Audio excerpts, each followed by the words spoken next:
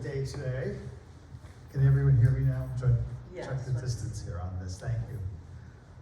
So I'm delighted that Abbie asked me to interview her about this wonderful book that many of us have in our laps right now. I've known Abbie for about 20 years through the plant world. We met at our Rock Garden Society conference here on Lexington Avenue, and in an elevator, because I had a tray of rare plants, and you were behind me saying, "What are those Tecophilia cyanocrocus?" And I said, "Yes, they are." And that's how I met Abbie Zabar. And we both realized that we had a lot in common after that. We're both graphic artists, we're both fine artists, we both spent a lot of time in the city. So I visited you a couple times in your apartment after that, in your penthouse, and saw the artwork, and I had no idea that you did amazing paintings like you did. They're so, as someone said tonight, they're very Abbie. They're mixed media, interesting papers, interesting materials, a subject I love. So this book was very exciting for me to see, because actually I didn't see any of these in your house. I saw some of the ones that you painted that were more like loose arrangements in jars, or some of the greeting cards we get from you, which might be, you know, you often would repeat a gift I may have sent you, like a clay pot from England, and then you illustrate it because it had a crack in it. So she illustrates the crack and puts a beautiful sticker from a lemon on it. So there's just treasure. So you really look at the world through a very interesting lens. And this book, I only glanced through it today for the first time, and it's just delightful. So I think a lot of us have questions on how you evolved to have these amazing pieces of art in one book. So maybe start with how did you start with going to the Met saying, I want to do an illustration of these arrangements? First, I just want to introduce Matt. Is this okay, Matt? I think it has to be closer. Closer, like this? Yeah. Yeah. Because I feel that, I mean, Matt's an incredible gardener, incredible horticulturist, and I feel everything I learned in horticulture is either from Matt or from Instagram. So that's where it's at. Matt's the ground. Yeah. Okay. Now, what was your question again? Oh, so how did you end up illustrating at the museum? I mean, you often work in your personal space, not in public. So that's a very public place to be. So to me, as an artist, it seems vulnerable to be in, you know, the entrance of a large museum, one of the world's finest museums, and like you had to approach someone to do this. Did you see these arrangements? It was at a, I've always been aware of the arrangements, and I used to live a few blocks from the museum, and when I had nothing to do on the weekend, I would go over there, and I would look at the arrangements with the intention of drawing them. And I would sit on the floor with my back against the wall, have my shoes off, and inevitably a guard would come over to me and say, little lady, put your shoes on. So after that, I figured I want to do these drawings. I have to get permission from someone to do these drawings. I used to work at a newspaper as a staff artist. It was a trade daily, like Women's Wear Daily, only this was for Home Furnishings Daily. And it had a 5 o'clock deadline, 5 days a week. And I like working fast, and that was perfect for me. So the same with the museum. I had to get in and get out before the brass doors opened on 5th Avenue to the public. And I found out who was in charge of these bouquets, and that was Chris Giftos. And Chris Giftos did the foreword in my book. And he created these bouquets that were a gift. The gift was from Lila Atchison Wallace, and her family, she's on the board there at the Met, but her family founded lots of floral related things. And she gave this gift to the Met in perpetuity, that these flowers will always be part of the entry to the museum because she couldn't think of anything more beautiful than coming into a public space and having a very gracious entry as if it were your home, because she had several homes and that's what she always had in her homes. And so Chris would do these arrangements, and I would watch him do the arrangements, and I would watch him do it. I would come there on a weekend. I knew they were gonna pull the arrangements apart on Monday. That was the day that the museum was closed to the public. So I tried to get in to do the drawing, my drawings, on the weekend, either Saturday or Sunday. I lived about 7 blocks from the Met at that time. And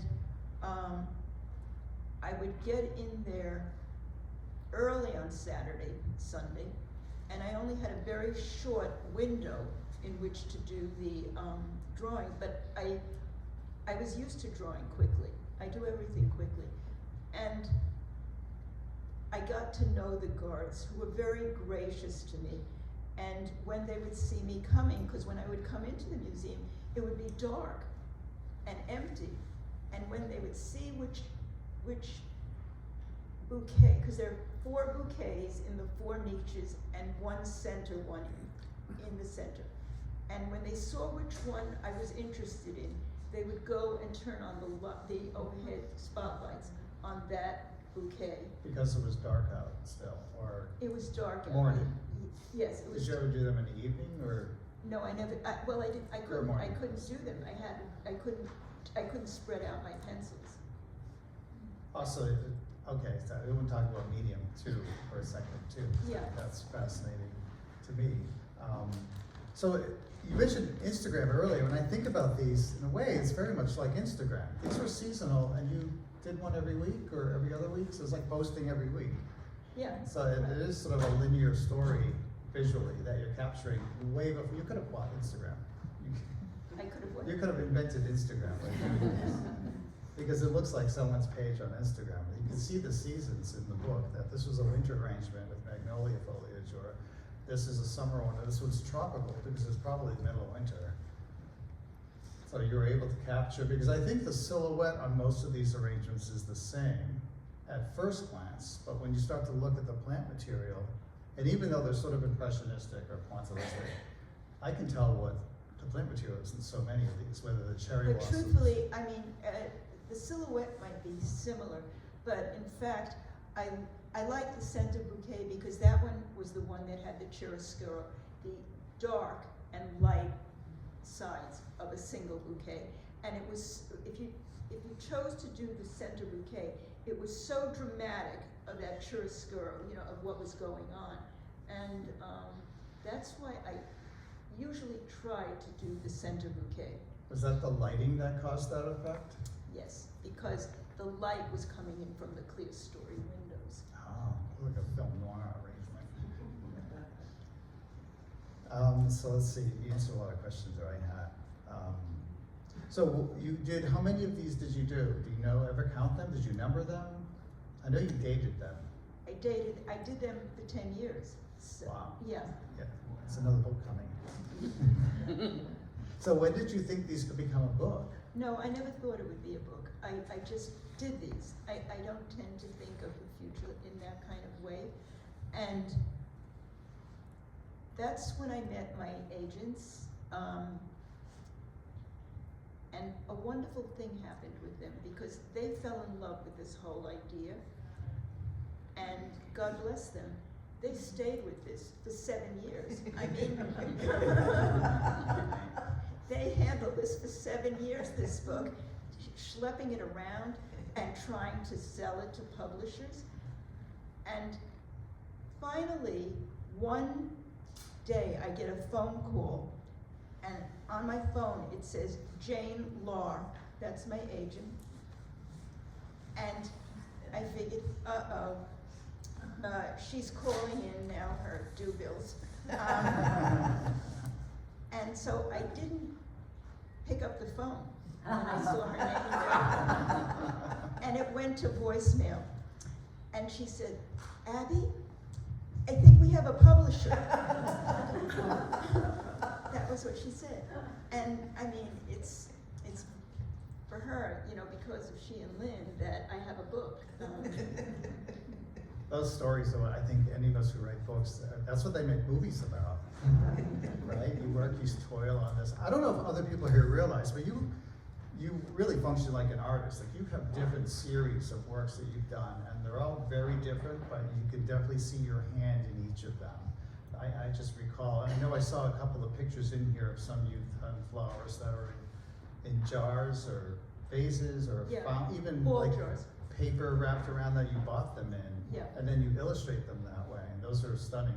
Especially the spring bulb ones, and you had that exhibit at William Hill of that series. But then you once posted photos of like a collage series, which I absolutely love, from like Nantucket or the vineyard. It's just cut, or highways, and I mean, but you can, even though it's cut paper, right? You can still tell it's you because it's disconnected and reconnected again, and it's just like these pieces. So you mentioned pencils. You said you like to work with Prismacolors? In order for me to sit in the Great Hall at the Met and use a medium to draw, I mean, I had some brains in my head, and I knew I cannot bring paint or wet material in here. And I've always liked drawing with the naivete of colored pencils. And so I would come in with like a backpack with my colored pencils, and I would spread them out on these seats that they have in the Great Hall. And they were all lined up there. And inevitably, when my pencils fell, it was the loudest noise in the whole hall. But that's all it was. It was a noise, nothing spilt. And sometimes I couldn't finish the drawing in time. There were several times that I went back the next day, that I went back the next year, because it was the same arrangement. Like, it was always gonna be Forsythia that month, and that was Chris Giftos' favorite bouquet. So I knew that that bouquet was coming up soon in February. There's nothing more seasonal than that. You know, there's a short window about Forsythia and large arrangements. So did you find you use more pencil colors than other colors? I'm thinking as an artist here that some of my Prismacolors get to be 3 inches long, and then some I never use. Yeah. Did you bring a pencil sharpener with you? The green pencil always goes very small. I bought a sharpener and I bought a knife, so I could sharpen the pencils. I know a lot of artists like to use an X-Acto knife on those instead of a sharpener. Yeah. The paper, what paper did you use? Were you using like fine art paper, like No, Arches watercolor? because I never took my work seriously, and my favorite drawings always happen on the back of a ticket, a railroad ticket or something like that, and I just wouldn't take my art seriously.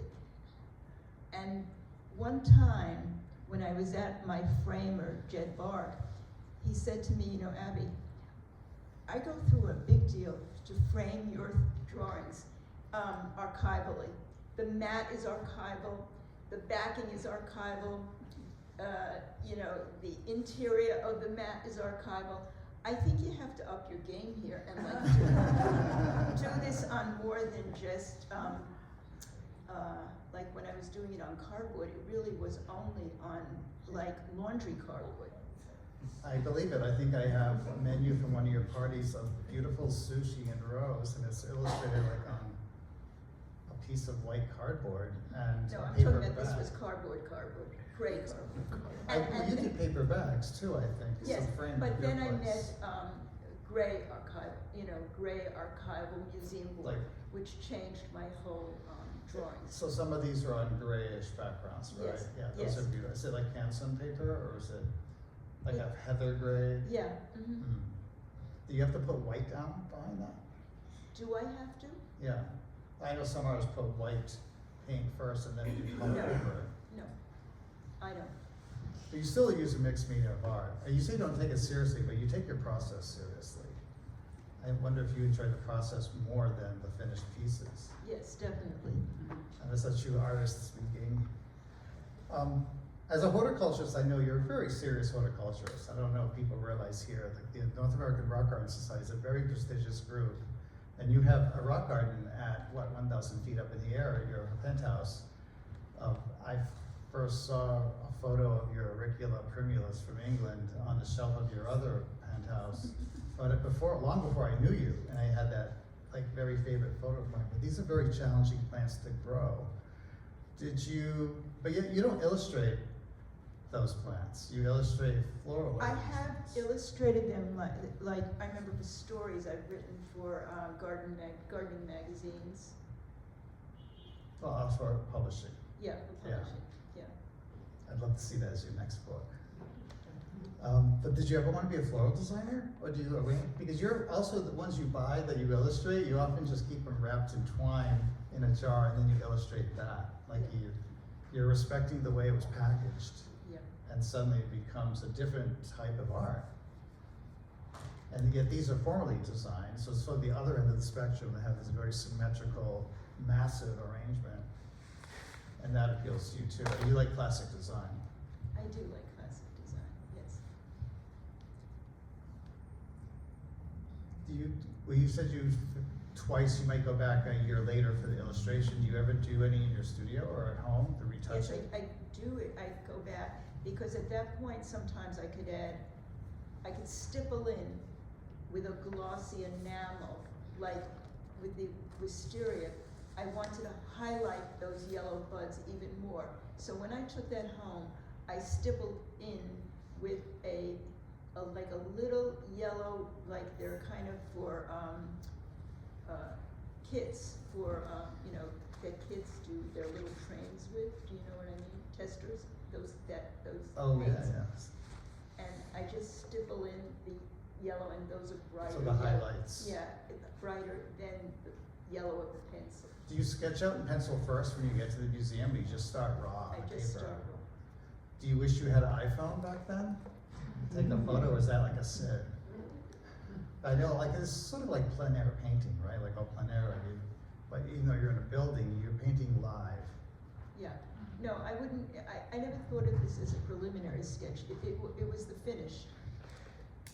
Because also when I worked at a newspaper, you did not do a sketch. They did not, at the end of the week, at the end of the day, they didn't want a sketch from you. They wanted something they could publish.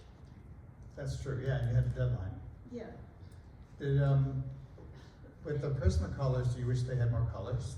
I'm sorry, what? The Prismacolor, I'm assuming you have the big pack. I keep, whenever I'm in an art store, I always go to the Prismacolor and see what they have, and then I'll buy a bunch that I think I don't have, and I have 8 million of that color. Like Pantone markers used to be in the day.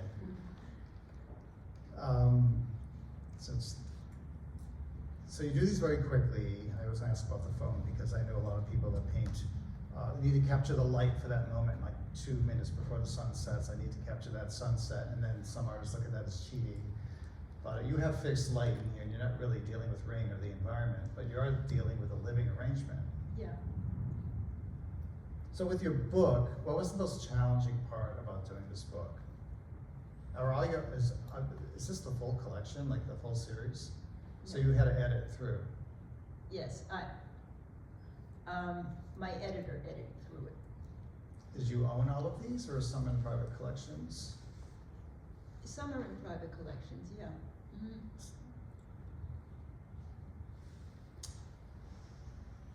So it's like curating an art show, I guess, trying to choose, both you and your Yes. editors choosing which ones to go Yes. in here. Is it in a linear story? Is it start Like with when I spring was and go working through with summer? Joyce, and Joyce is my assistant, we'd have little clues for identifying, and I'd say, Joyce, do we have this one identified yet? And she would say, yeah, well, that's the one that has the green leaf going out that way, and so that's how we were able to identify what we were up to.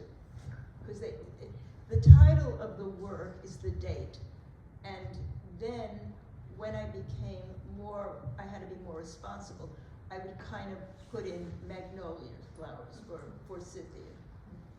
Okay, so you didn't I mean, there's no key to each of these, so you have to call out the name of every flower. Yeah, It's not yeah. that type of artwork. This Yeah. is, you're capturing a gestural, big, beautiful arrangement. Yeah, And they, if you look through the book, they're all so different.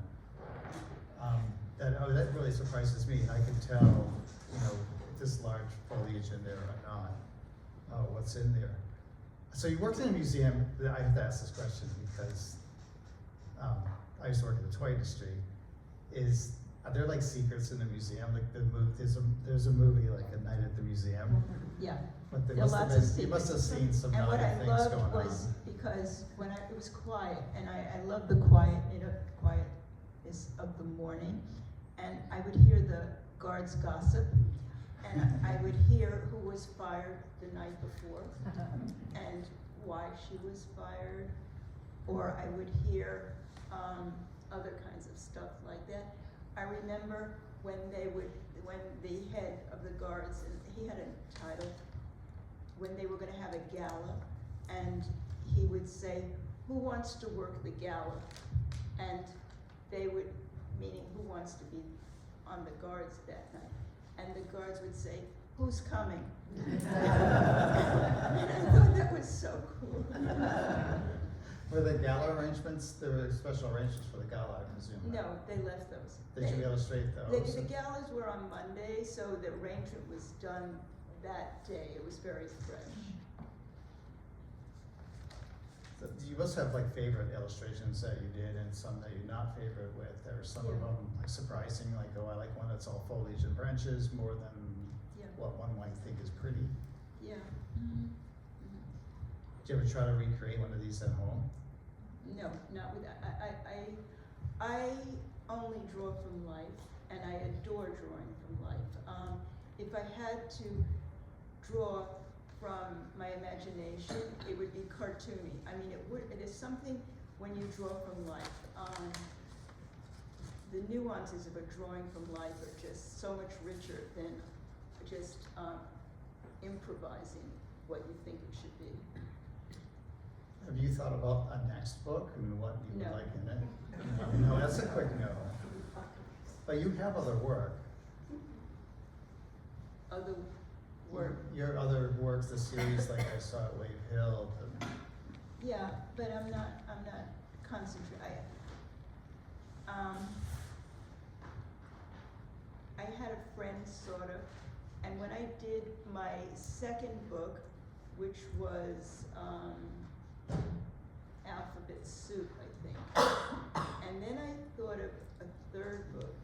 I had this woman who I thought was a friend who said, Abbie, can't you finish one book at a time? And I thought, well, I'm trying. Do you ever feel like when you were doing these at the museum, I know you like to commit to things, do you ever feel like you bit off more than you can chew, or did it feel like a burden at any time? No, Or no, more like an obsession, I No. have to go, no. I would, Routine.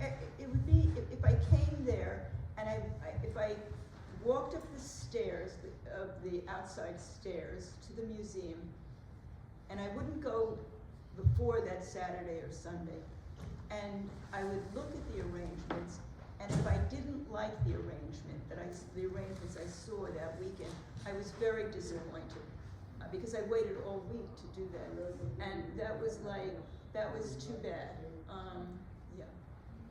so, I mean, arranging flowers is an art form in itself, too. Do you, so I forget the gentleman's name who did these arrangements. Chris Did he often Giftos. come and see what you were doing, or do you think he tried to arrange some of these knowing that you were capturing them, or was that just a total separation? No, it was totally separate. If you read the forward, it'll explain it.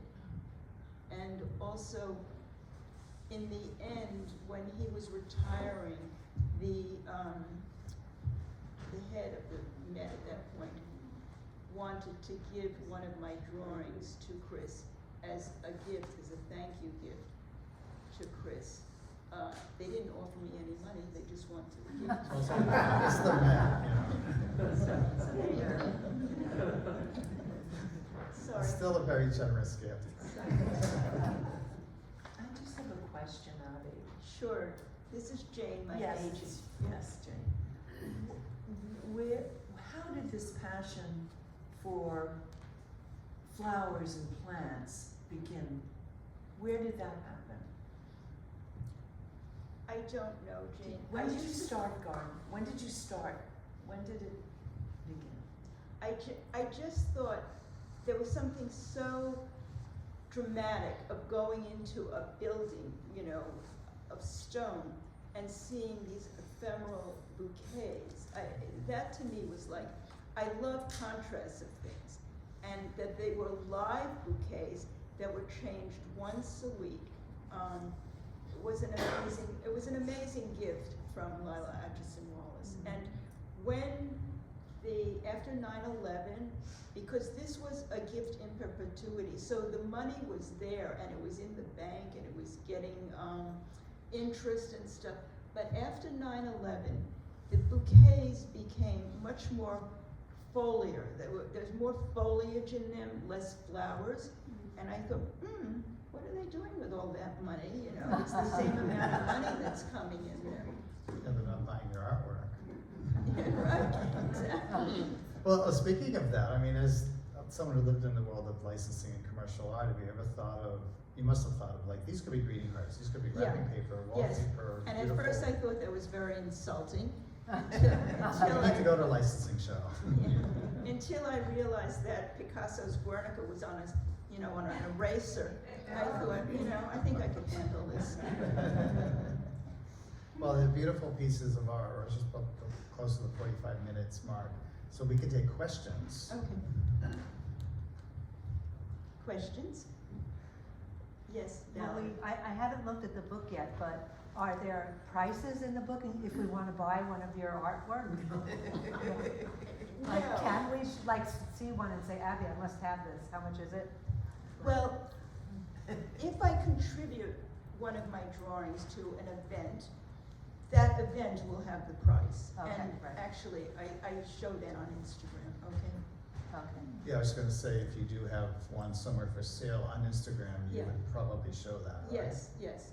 Because you will get questions about, are these for sale, are they in a private collection? I love this one, I have to have it. Yeah. Great. Yes. How important is the vase? The vase, How important is the vase to the arrangement? the urn that it's in. Yes, These are the in urns. container. In your subjective opinion or objective opinion, how important is it that the flowers match? How do you find that? That's an important question for me. In what way? Well, I'm a hairdresser, and the face and the hair are connected. And if the hair doesn't work for the face, etc. So it's that concept. If the flowers outdo the vase, I think the vase is just as important as the arrangement in terms of silhouette, in terms of if you're showing flowers, you have to take the vase into consideration. The vase was always the same. It was an urn, an especially constructed urn that Chris Giftos designed, and it has scaffolding within the urn, and the flowers are put into that scaffolding. And I like the fact that the urn is so anonymous, that it's this grayish color. It matches the stone of the walls in the Met. It's beautiful, and I don't think there should be any decorative thing about it. And I think I mentioned to Matt, when I used to come into the museum, for a few weeks in a row, all of a sudden, the center bouquet, my favorite bouquet, was not there anymore. And I said to the guards, someone's gonna get in a lot of trouble here. And they said, on the contrary, the director of the museum had that bouquet taken away. And when I found out the backstory on that, it was because the painting at the top of the stairs in the Great Hall is a Tiepolo. It's a famous Italian Renaissance painting, and it was given by a very important contributor to the Met.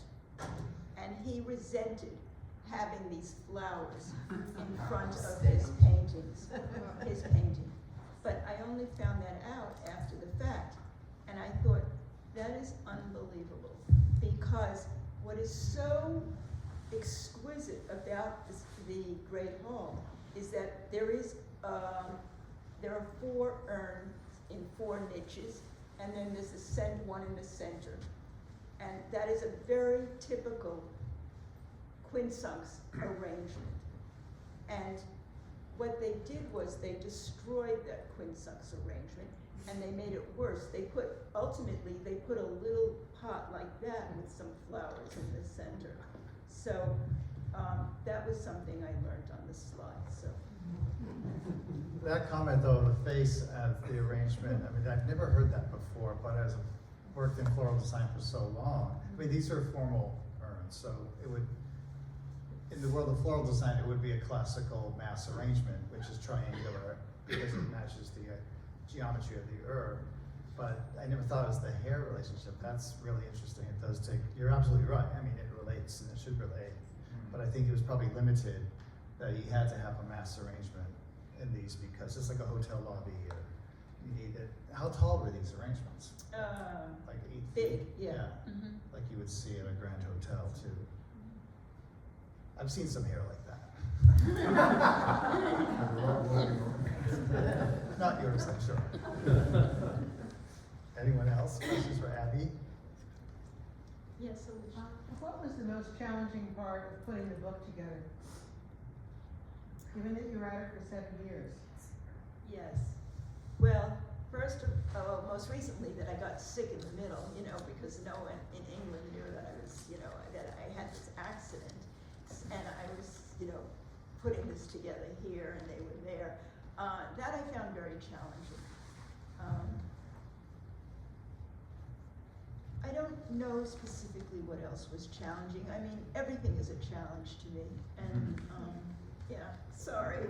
Time can be challenging, and we've often talked about that. How are you with deadlines? I mean, I'm working on a book right now, and I'm a procrastinator like you wouldn't believe. But I don't think you are you? A what? Procrastinator? Yes, I need a deadline. Yeah, I need a deadline, but it's not answering the question. My deadline's the night before. Yeah. But I think most creative people are that way. I mean, brilliance comes at the last few minutes, Yeah, but exactly. it is a brilliant book, so we're delighted to have it. So I think I also want to say this, that it was important to me that this book be small. The scale of the drawings. The drawings are almost not larger than that, and oftentimes they're the same. I also wanted it to be, because I like writing and there were a lot of stories in there, I want it to be a book that you could curl up and read, that it's not like a coffee table book that you're balancing on one knee.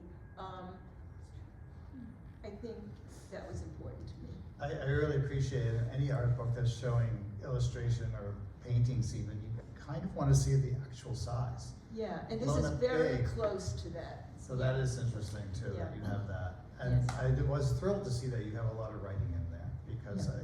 the stories behind each of these is really adds a lot to the book. Yes. I remember 7 years ago, when I first started reading your manuscript, you had a wonderful. Excuse me, this is my other age. She's Martha's. You had a wonderful story about England and learning flower arranging there. Can you say a little bit about that? In England? Yeah, I think it was. Going to the Constance Bryce School of Yes, Flower yes, Arts? yes. Oh, yes. That's the story. Yes, because when I was married and we were in London at one point, and my ex-husband wanted to take a cooking course at the Cordon Bleu in England, and it was on this cobblestone street, and I went along, although I'm not interested in going to cooking schools. But I saw there was a sign out there, the Constance Spry School of Flower Arranging. And as we were sitting and watching these demonstrations for cooking, I thought, at halftime, I'm going out, and I'm going down to the end of the corner here. And that's what I did. I walked in there, and I negotiated doing a very short week course with them, because usually it's a very long, intensive course. And it's a very formal arrangements, like you're learning like this should go here, and this should go here, and then this is on the vertical, and this and this. And at the end of the week, when my ex-husband came to pick me up, the teacher, who was very British, turned to him and said, "She kind of has a way with flowers." But you were already a gardener by then. You were pretty, it was Yes. just, you had, Yes. so you definitely have appreciation for plants and know Latin names, believe me, she does. So that, I think, combined with the art, we've talked about that a lot, often gardeners don't have that they don't check all those boxes of, I have great visual skills and I understand the science behind it as well. And there's that collectability gene, you love to collect and display your plants a certain way. Well, often when I would go to the Met in the mornings, I would think, oh, we're in the middle of March goes into April. Some of those branches of the all white branches of the apple blossoms or of Dogwoods. dogwoods Yeah. are going to be in the arrangements, and I get real excited about that because I love those. The whiteout of these arrangements you come into, and I mean it's breathtaking to see these. You highlight with the whiteout too, don't Yes. you, with these? This- He's got whiteout in it. Which if you buy a book, you'll get a very special surprise with the whiteout. It's definitely one of your Definitely my distinctive medium. touches. It Right, is your exactly. medium choice. As a matter of fact, just yesterday morning, I went online and ordered a whole new carton of these because I figured, so what happens if they don't have them anymore? They think you have a lot of typewriters, I think. What? They probably think you have a lot of typewriters. Exactly. Well, thank you for coming, everyone. We do have a book signing up here. If you purchase a book out front, Abbie will be signing at the table down here. And can I say something? Oh, yes. I want you to know that it is a great read. It is a great entertaining read. You will enjoy it. It's fabulous. And that's, I mean, these wonderful drawings. And then, oh my God, it is fun, it is interesting, it's so New York. And it takes it from her childhood through the bouquets. That's it. It is. It's It's more divine. images than it's just artwork. There's images of It's a history, great how it read. inspires you, some of your inspirations. I was so pleased to see that here. Because I love books I can read in bed that fit on a night table, but also have beautiful images. That's what books are for. They That's should be on it. a coffee table. So thank you for dedicating those 7 years.